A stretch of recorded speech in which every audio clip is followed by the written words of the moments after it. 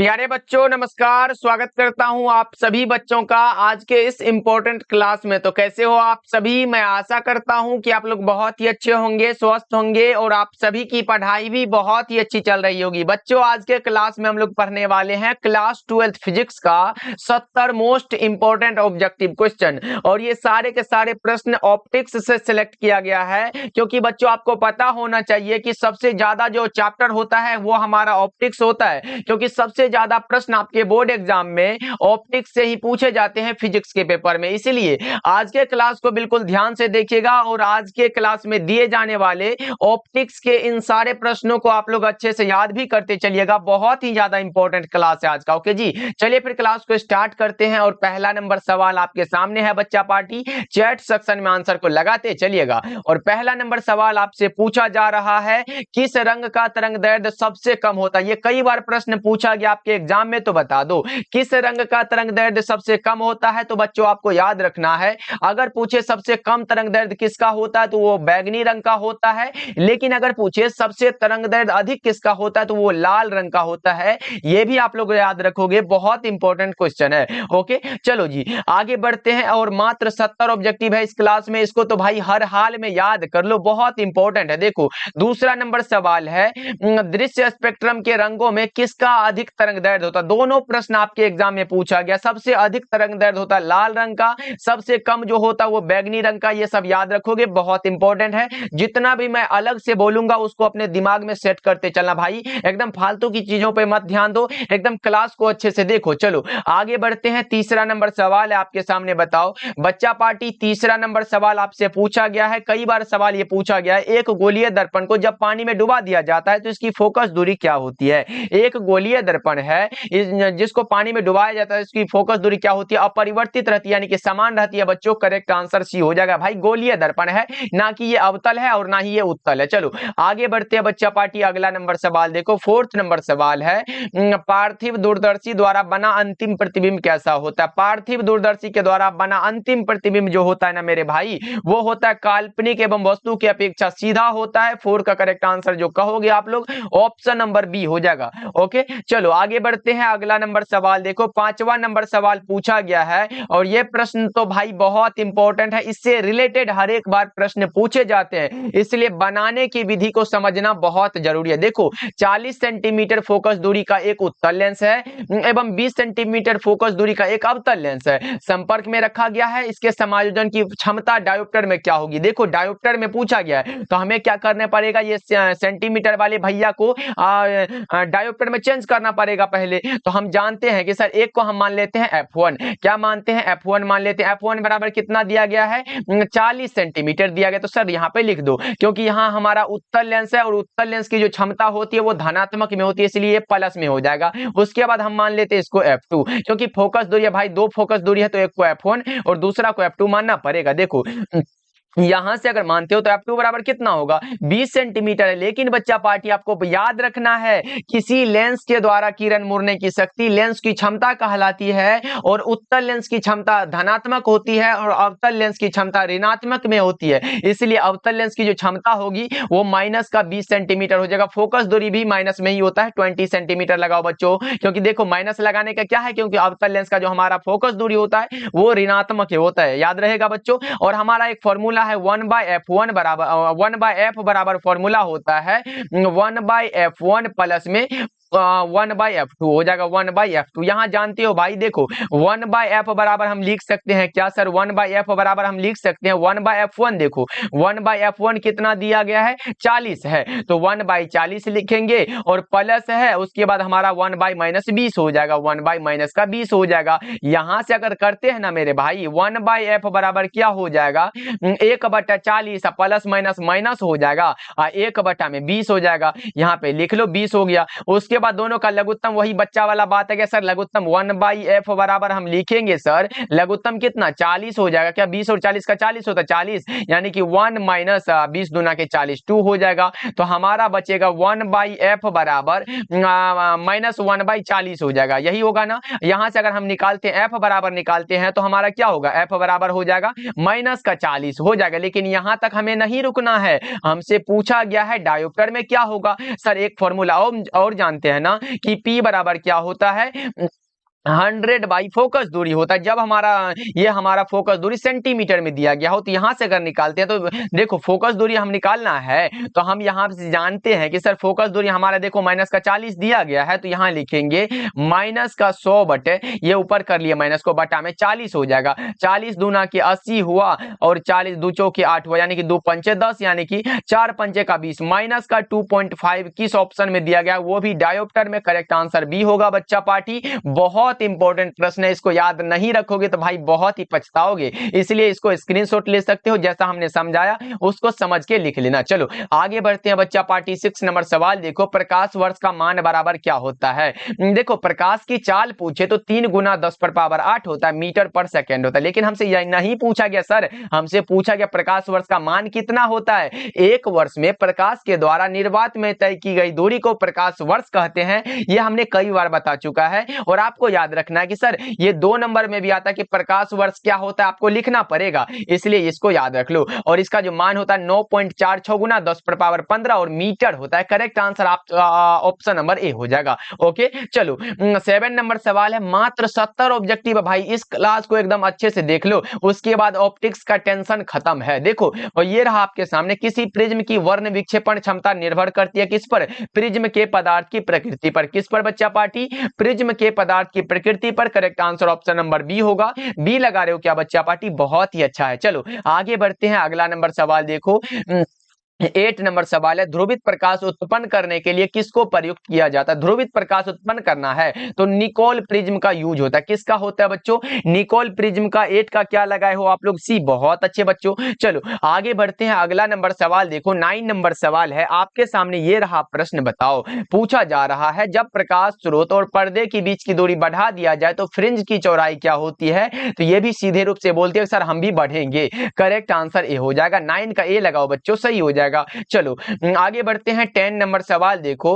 प्रकाश अनुप्रस्थ रंग है क्योंकि यह प्रदर्शित करता है किसको, वो करता है ध्रुवन को। करेक्ट आंसर बी होगा। देखो बच्चा पार्टी, अगर डिफिनेशन की बात करें तो इसका डिफिनेशन याद कर लो, इसका याद कर लो और व्यतिकरण का याद कर लो। ओके ये तीनों का डिफिनेशन आपको याद होना चाहिए, बहुत इंपॉर्टेंट है, 2 नंबर में पूछा जा सकता है। ओके चलो जी, वैसे हमने जो नोट्स दिया था और बहुत सारे बच्चे ले चुके हैं भाई, ऐसा नोट्स कहीं नहीं मिलने वाला है। हमने दिया है फिजिक्स और केमिस्ट्री का नोट्स, उससे बाहर नहीं आएगा एग्जाम में। तो अगर आप भी लेना चाहते हो तो भाई इस नंबर पे कांटेक्ट करिएगा, आप हमसे बात करिएगा पहले, सर कैसा नोट्स है, तो वो हम आपको सारी चीजें क्लियर कर देंगे। इस पे आप लोग कॉल करिएगा, मैसेज करिएगा, पहले आप हमसे बात करिएगा, उसके बाद जो भी होगा नोट्स के बारे में हम बता देंगे। मात्र 199 लगता है भाई, इससे 2 सब्जेक्ट में 200 लग रहा है और 200 क्लियर हो जाएगा भाई। नंबर 1 भी प्रश्न इससे बाहर नहीं आता है, ये मेरा गारंटी है। पिछले वर्ष भी हमने दिया था और बहुत सारे बच्चे बोले थे सर तो आप तो हैकर निकल गए। ऐसा नहीं है भाई, ऐसा हम कराते हैं, हर एक बार देते हैं और हर एक बार एग्जाम में पूछा जाता है, इसलिए इस नंबर पे कांटेक्ट करिएगा,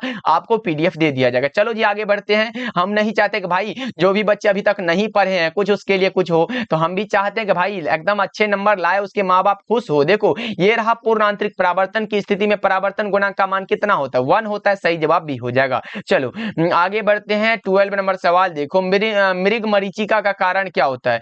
मृग मरीचिका का कारण होता है अपवर्तन और पूर्ण आंतरिक परावर्तन। क्या होता है मेरे बच्चा पार्टी, ऑप्शन नंबर ए हो जाएगा, पूर्ण आंतरिक परावर्तन। हाँ ये बहुत इंपॉर्टेंट है 2 नंबर के लिए भाई, ये भी वो पीडीएफ में दिया हुआ है, इसको याद कर लेना।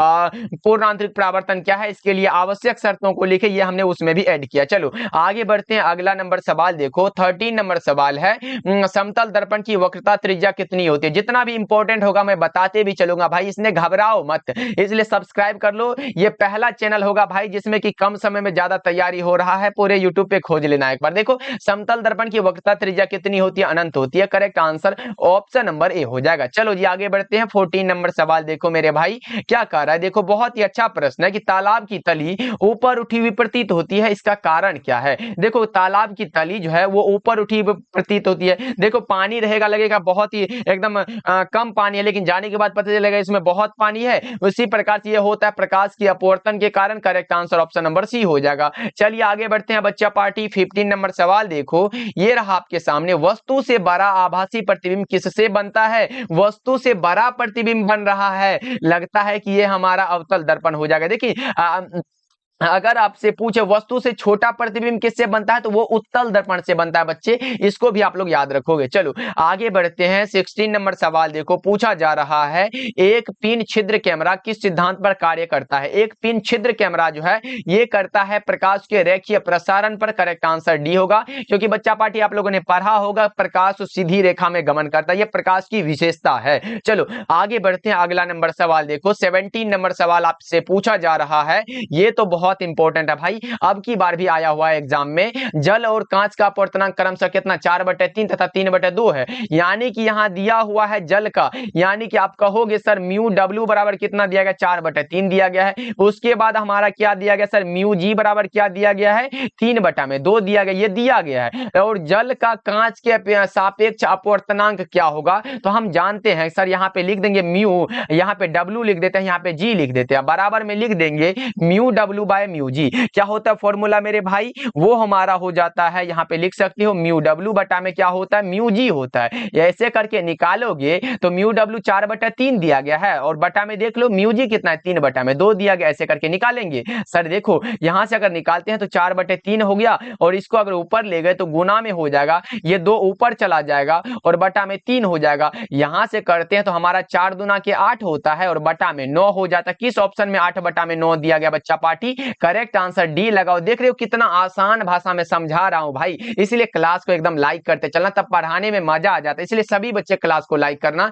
हमारे साथ पहली बार जुड़ रहे हो और डेली क्लास करना चाहते हो तो शाम के 6 बजे तैयार रहिएगा, डेली क्लास होता है। ओके, बिल्कुल फ्री है भाई, यूट्यूब पे बिल्कुल फ्री है। चलो आगे बढ़ते हैं। 18 नंबर सवाल देखो, किस कारण वायु का बुलबुला पानी के अंदर चमकता हुआ दिखाई देता है, उसका नाम होता है पूर्ण आंतरिक परावर्तन। क्या होता है बच्चा पार्टी, पूर्ण आंतरिक परावर्तन। Correct answer option number C हो जाएगा। चलो जी आगे बढ़ते हैं मेरे भाई, अगला नंबर सवाल देखो। 19 नंबर सवाल है, ये रहा आपके सामने, एक माध्यम से दूसरे माध्यम में जाने पर प्रकाश की किरण मुड़ जाती है और किरण के मुड़ने को कहा जाता है प्रकाश का अपवर्तन। करेक्ट आंसर सी होगा। प्रकाश के अपवर्तन के दोनों नियम को याद रखिएगा, और स्नेल के नियम वाला जो होता है म्यू बराबर जो होता है साइन आई बटा में जो साइन आर होता है, इसको भी आप लोग याद रखना, सिद्ध कर लेना, बहुत इंपॉर्टेंट है, ये आ सकता है आपके एग्जाम में। चलो आगे बढ़ते हैं बच्चा पार्टी। 20 नंबर सवाल देखो, कांच से हवा में प्रवेश करते समय किस प्रकाश का क्रांतिक कोण सबसे कम होता है। कम के लिए बैगनी बताए हैं हमने और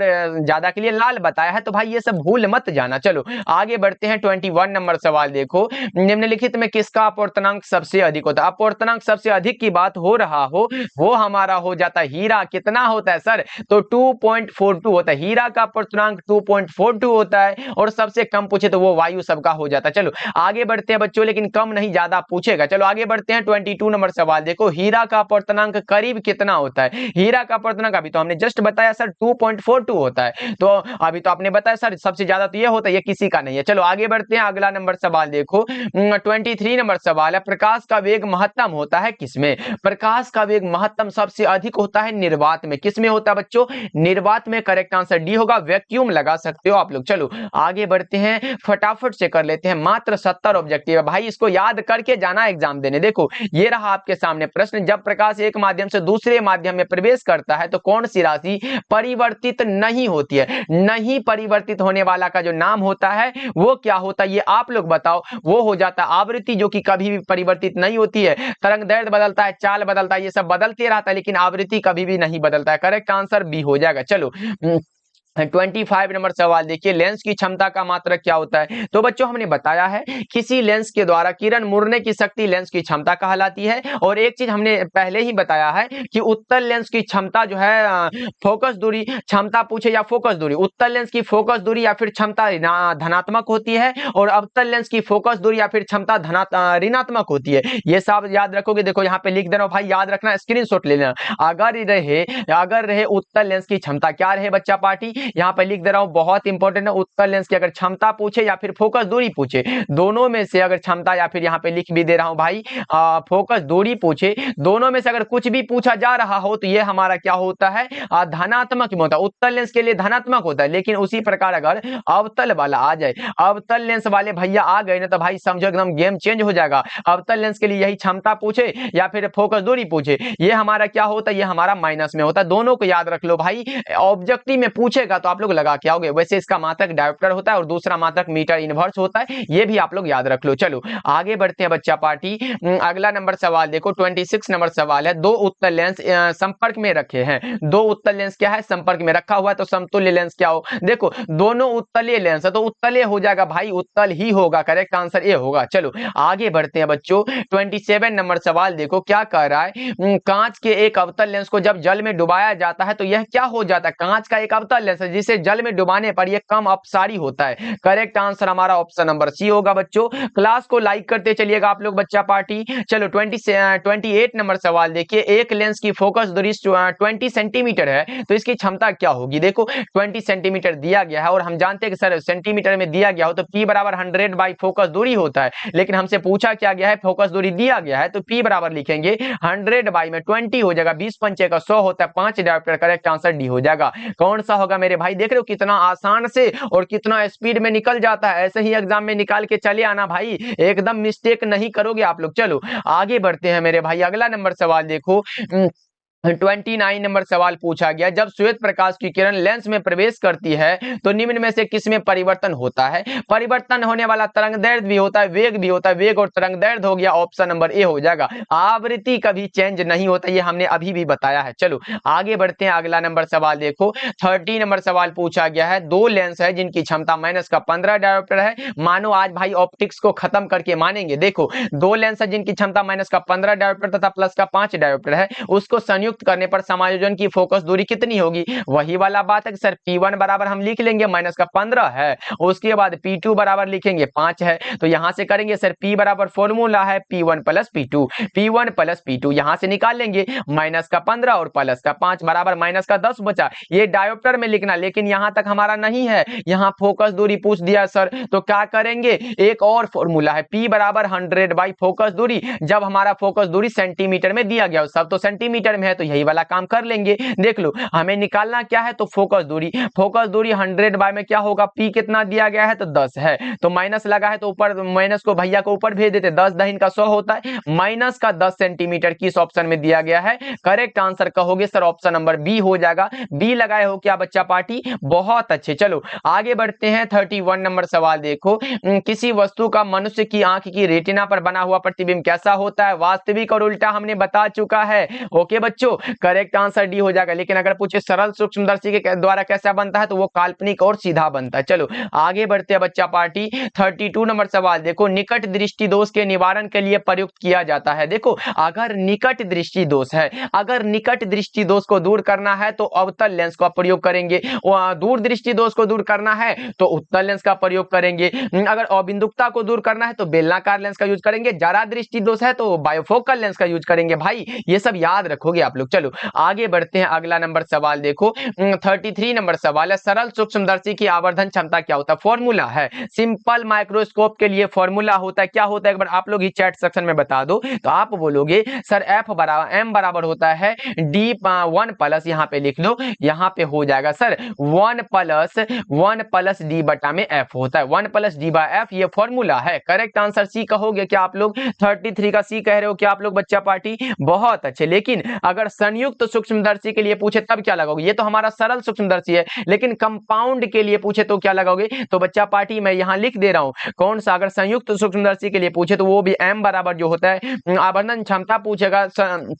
देखो ये सरल सूक्ष्मदर्शी हो गया जो कि हमारा m बराबर 1 प्लस डी बाई एफ होता है। उसके बाद अगर संयुक्त सूक्ष्मदर्शी के लिए पूछे तो m बराबर होता है l बटा में f ही होता है, l बटा में f होता है, और ये होता है 1 प्लस d बटा में f ही होता है, ऐसे करके होता है। ये फॉर्मूला है, इसको याद रख लो, ये ऑब्जेक्टिव में आ सकता है भाई, क्योंकि आजकल पता होगा ज्यादातर फॉर्मूला पूछे जा रहे हैं। ओके चलो आगे बढ़ते हैं, 34 नंबर सवाल देखो, यौगिक सूक्ष्मदर्शी की नली की लंबाई बढ़ाई जाती है तो आवर्धन क्षमता सीधे रूप से डिक्रीज होती है, इंक्रीज होती है, बढ़ जाती है। करेक्ट आंसर ए हो जाएगा। चलो आगे बढ़ते हैं बच्चा पार्टी, 35 नंबर सवाल देखो, खगोलीय दूरदर्शी में अंतिम प्रतिबिंब कैसा होता है। खगोलीय दूरदर्शी में अंतिम प्रतिबिंब बताओ ना कैसा होता है, आभासी और उल्टा होता है। करेक्ट आंसर डी होगा। लेकिन अगर बच्चों आपसे पूछे खगोलीय दूरदर्शी का आवर्धन क्षमता क्या होता है, खगोलीय दूरदर्शी m बराबर जो अगर पूछे ना वो होता माइनस का FO बटा में FE। ये याद रख लो, ये खगोलीय दूरदर्शी का क्या है, आवर्धन क्षमता है।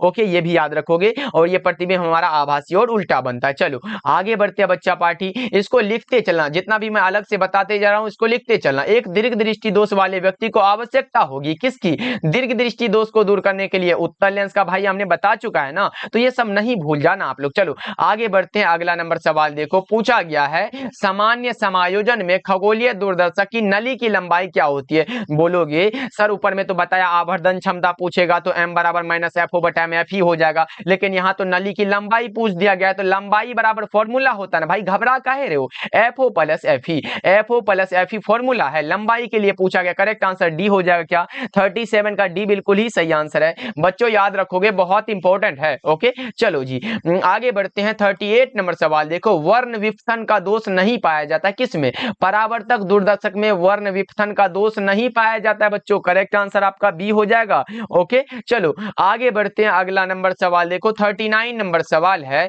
बेलनाकार लेंस का व्यवहार किया जाता है आंख के उस दोष को दूर करने के लिए जिसे कहा जाता है। तो बच्चों हमने क्या बताया था एक बार बता दो, हमने बताया है निकट दृष्टि दोष दूर करना है तो वो हमारा अवतल लेंस होगा, दूर दृष्टि दोष दूर करना है तो वो हमारा कौन सा लेंस होगा, उत्तल लेंस होगा, जरा दृष्टि दोष दूर करना है और एस्टिग्मेटिज्म जिसे क्या कहते हैं बच्चों हिंदी में जो कहते हैं वो हमारा अबिंदुकता होता है। अब बताओ अबिंदुकता को दूर करने के लिए बेलनाकार होता है, कौन सा होता है बच्चा पार्टी, यहाँ पे लिख भी दे रहा हूं याद रखना, यहाँ पे हो जाएगा बेलनाकार लेंस का यूज होता है, और जारा को दूर करने के लिए हमारा जो होता है वो बाइफोकल लेंस होता है। इसको स्क्रीनशॉट ले लो, देखो निकट अवतल, दूर उत्तल, अबिंदुकता को दूर करने के लिए बेलनाकार, बाइफोकल का जरा दृष्टि दोष को दूर करने के लिए किया जाता है। ओके चलो करेक्ट आंसर क्या लगाओगे बच्चों, ऑप्शन नंबर सी होगा, एस्टिग्मेटिज्म इंग्लिश में बोलते हैं। चलो आगे बढ़ते हैं, अगला नंबर सवाल देखो, 40 नंबर सवाल है, सामान्य समायोजन के लिए खगोलीय दूरदर्शक की आवर्धन क्षमता क्या होती है, खगोलीय दूरदर्शक की आवर्धन क्षमता पूछा गया आप लोगों से।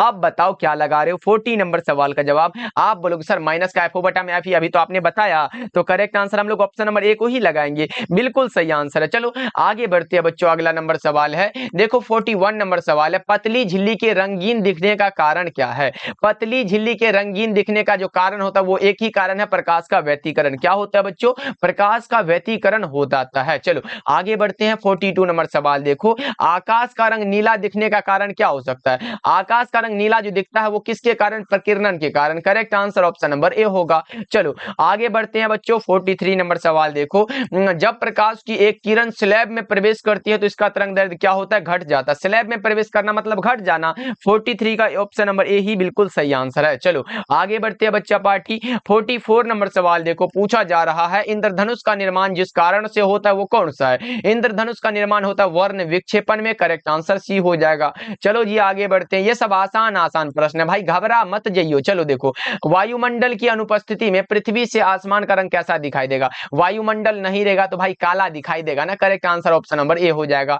चलो जी आगे बढ़ते हैं, अगला नंबर सवाल देखो, 46 नंबर सवाल है, प्रकाश के रंग का कारण क्या होता है, प्रकाश के रंग का जो कारण होता है वो इसकी आवृत्ति होता है, क्या होता है बच्चों, फ्रीक्वेंसी के कारण होता है, correct answer option number A हो जाएगा। ओके चलो आगे बढ़ते हैं बच्चों, और भी कुछ प्रश्न बचा हुआ फटाफट से कर लेते। देखो एक पतले प्रिज्म द्वारा न्यूनतम विचलन का कोण जो होता है जिसे हम लोग क्या कहते हैं, ऐसे करके लिखते हैं, सॉरी ऐसे होता है भाई, 8 के जैसे होता है, डेल्टा m बराबर जो होता है वो होता है हमारा म्यू माइनस वन इंटू में ए होता है, ये फॉर्मूला है, इसे लिख लो और इसे सिद्ध करने वाला भी 5 नंबर में आ जाएगा, इसे लिख लो और इसको हमने उस नोट्स में भी दे दिया है, इसको अच्छे से कर लेना। और जो बच्चे नोट्स लिए हैं भाई कमेंट करके बताना कैसा नोट्स है हमारा, एकदम बहुत जबरदस्त है भाई, करेक्ट आंसर ये हो जाएगा μ-1 इंटू ए। ओके चलो आगे बढ़ते हैं, अगला नंबर सवाल देखो, 48 नंबर सवाल है, समांतर सतह वाली कांच की पट्टी की शक्ति कितनी होती है, समांतर सतह वाली कांच की पट्टी की जो शक्ति होती है वो हमारा क्या होता है, 0 होता है, correct answer option number B होगा।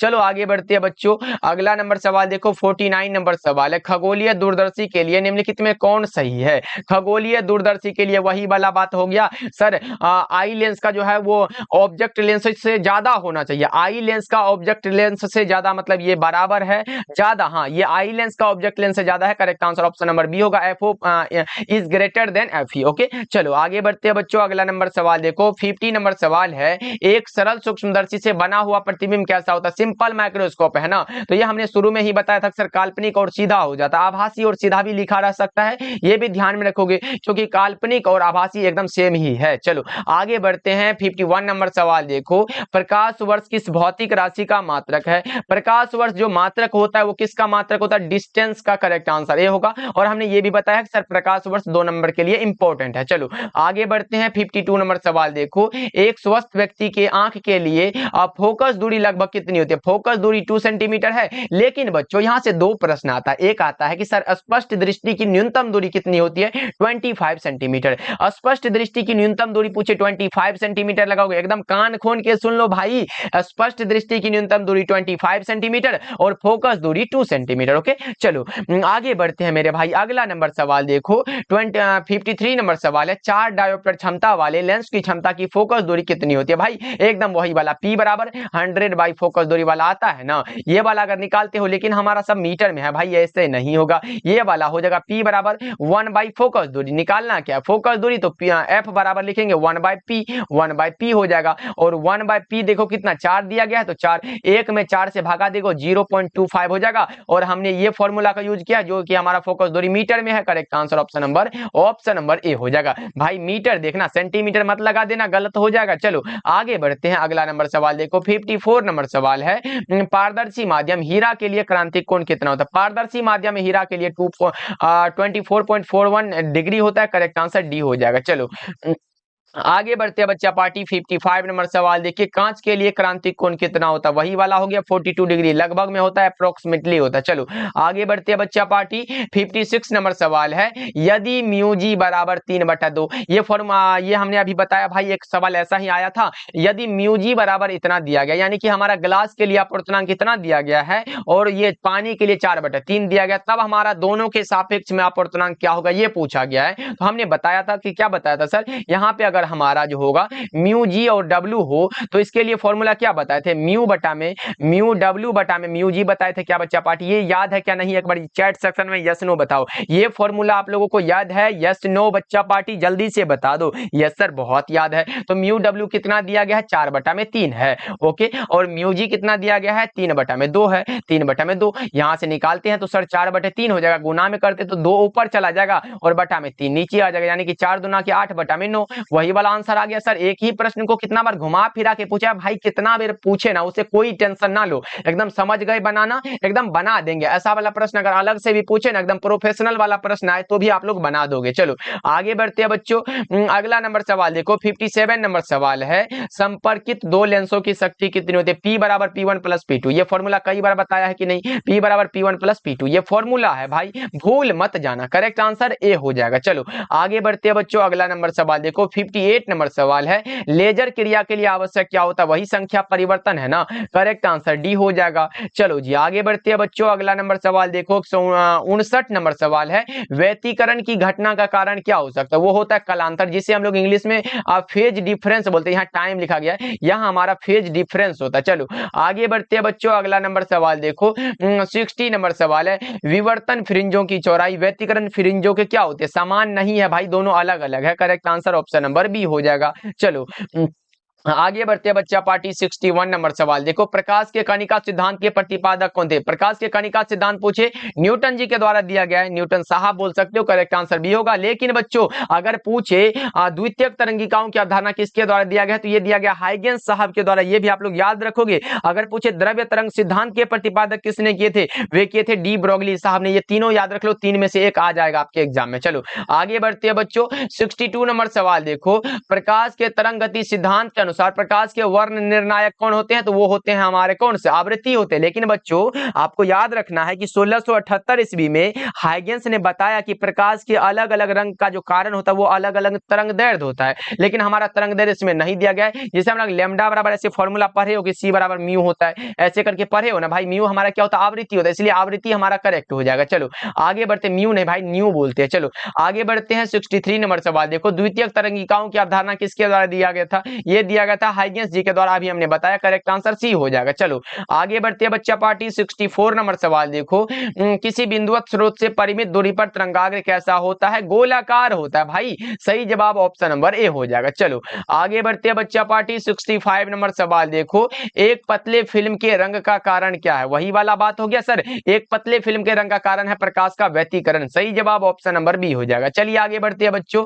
अगला नंबर सवाल ये रहा आपके सामने, बताओ दो कला संबंध स्रोत के कारण प्रकाश के व्यतिकरण में फ्रिंज की चौड़ाई क्या होती है? वही वाला बात है सर, बीटा समानुपाती जो होता है वो हमारा लेमडा के होता है, यानी कि तरंग दैर्ध्य के समानुपाती होता है। करेक्ट आंसर ए हो जाएगा। लेकिन वही वाला फॉर्मूला पढ़े हो ना सर, बीटा बराबर जो होता है वो हमारा डी या लेमडा बटा में ये वाला डी होता है, ये फॉर्मूला है। ये फॉर्मूला याद रखोगे, हर हाल में याद रखना बहुत इंपॉर्टेंट है। वैसे 5 नंबर के लिए एक फॉर्मूला एक बता देता हूं यहां से, व्यतिकरण फ्रिंज की चौड़ाई के लिए व्यंजक प्राप्त करना, ये वाला प्राप्त कर लेना भाई, ये 5 नंबर में आएगा एग्जाम में, इसलिए इसको सिद्ध कर लेना। ओके चलो जी आगे बढ़ते हैं। जो जो पीडीएफ में वहां पे हमने दिया है वो यहाँ भी बोल दे रहे हैं, जो बच्चा नहीं ले पाएंगे उसके लिए भी हम कुछ कुछ बोल दे रहे हैं। देखो प्रकाशिक पथ बराबर क्या होता है? प्रकाशिक पथ बराबर, वैसे भाई लोगे क्यों ने भाई, मात्र 199 में फिजिक्स और केमिस्ट्री का टेंशन खत्म करने वाले हैं, इसलिए उसको सारे बच्चे क्या करोगे, ले लेना, उसका नोट्स एक तैयार करना और अच्छे से उसको पढ़ लेना। उसके बाद देखते हैं कहां से प्रश्न आता है। प्रकाशिक पथ बराबर अपवर्तनांक गुना में पथ लंबाई होता है। करेक्ट आंसर ए हो जाएगा। चलो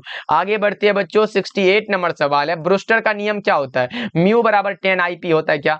ब्रूस्टर का नियम म्यू बराबर 10 IP होता है। अब बोलोगे सर एक बार बता देते ब्रूस्टर का नियम कहते किसको है, तो सुनो भाई, किसी माध्यम की सतह पर आपतित किरण के ध्रुवण कोण का टेंजेंट जो होता है वो क्या होता है? माध्यम के अपवर्तनांक के बराबर होता है, और यही हमसे पूछा गया, तो सही जवाब सी हो जाएगा। चलो ये ब्रूस्टर का नियम वैसे 2 नंबर में आ सकता है बच्चों, मैं अच्छे से एक बार फिर से बोल देता हूं, किसी माध्यम की सतह पर आपतित किरण के ध्रुवण कोण का टेंजेंट और माध्यम के अपवर्तनांक के बराबर होता है, और यही वाला ऐसे लिख देना, आपका 2 नंबर फिक्स हो जाएगा, एग्जाम में कोई काट नहीं पाएगा। चलो आगे बढ़ते हैं। 69 नंबर सवाल देखो, ये रहा आपके सामने, निम्नलिखित में किस भौतिक राशि का पुनर्वितरण प्रकाश का व्यतिकरण होता है? तो वो हमारा होता है तीव्रता। क्या होता है बच्चा पार्टी? तीव्रता। करेक्ट आंसर बी हो जाएगा। और आज के क्लास का ये हमारा लास्ट सवाल है, ऑप्टिक्स का लास्ट सवाल है। जीवाश्म की आयु पता की जाती है किसके द्वारा? जीवाश्म की आयु पता की जाती है कार्बन डेटिंग से। Correct answer option number A हो जाएगा। ओके बच्चों चलो, आज का क्लास आपको कैसा लगा कमेंट करके भाई, सारे बच्चे कमेंट करना, आज सारे बच्चे कमेंट करेंगे क्लास कैसा लगता है हमारा, और क्लास को सभी बच्चे लाइक कर दीजिएगा। चैनल पे पहली बार जुड़ रहे हो तो सब्सक्राइब कर लीजिएगा, और पीडीएफ के लिए हमने जो बताया है 707082 ऐसे करके कर देना, उसके बाद इस पे कॉल करना, मैसेज करना, पहले हमसे बात करना, उसके बाद पीडीएफ के बारे में बता दिया जाएगा, उसके बाद आप पीडीएफ लेना। इसलिए इस नंबर पे कांटेक्ट करिएगा, मैसेज करिएगा भाई, सारा कुछ यहीं से आ जाएगा, इसलिए बात जरूर करिएगा। ओके तो बच्चों मिलते हैं फिर अगले क्लास में, आप अपना ध्यान रखिएगा।